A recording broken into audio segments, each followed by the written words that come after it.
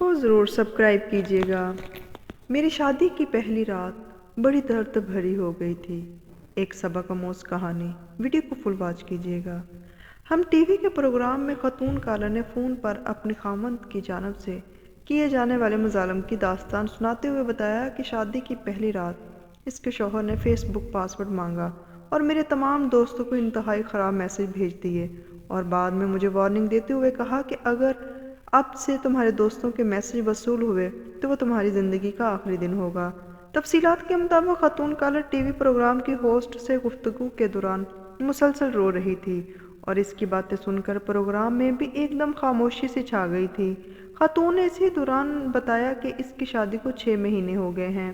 शादी से पहले ज़्यादा अच्छी ज़िंदगी थी, दोस्तों के साथ घूमती थी, माँ बाप की अकलौती बेटी थी। इन्होंने जो चाहा दिया। शादी से पहले अपनी ज़िंदगी में किसी किस्म की ऊंच नीच नहीं देखी थी, लेकिन फिर एक शख्स मेरी ज़िंदगी में आया और मैंने कभी नहीं सोचा था कि मेरी इससे शादी होगी। खातून का कहना था कि वो मेरे पीछे पड़कर मुझे तोहफे देने लगा। वो बहुत ज़्यादा केयरिंग था। मैं ऐसे शख्स के साथ शादी नहीं कर सकती थी।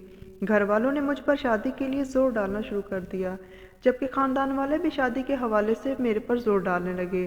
खातून का कहना था कि इसी दौरान मुझे इस शख्स के घर से भी मेरे लिए रिश्ता आ गया। मैंने सोचा शादी के बाद वो ठीक हो जाएंगे। शादी को अभी 6 महीने ही गुजरे थे कि मुझे लग रहा है ये 6 महीने नहीं, ये 6 साल हैं।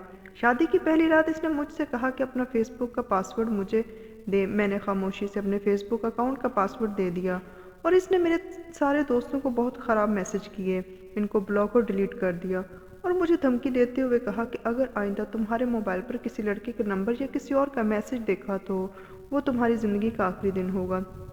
खातून का कहना था कि मेरे शौहर ने मेरा 5 साल पुराना नंबर बंद करवा दिया और मुझे नया मोबाइल लाकर दे दिया और कहा कि इस नंबर से मैं सिर्फ अपने माँ बाप से बात कर सकती हूँ, इसके अलावा इस नंबर से किसी को फ़ोन नहीं करना। मैंने हर चीज़ खामोशी से तस्लीम कर ली। खातून का कहना है कि शादी के बाद अगर हम घर से बाहर खाना खाने के लिए जाते तो रास्ते में एक शख्स मुझे घूर कर देखता तो मेरा शौहर इसे कुछ कहने के बजाय घर वापस आकर मुझे ही मारता था। वीडियो अच्छी लगी हो तो कमेंट्स ज़रूर कीजिएगा।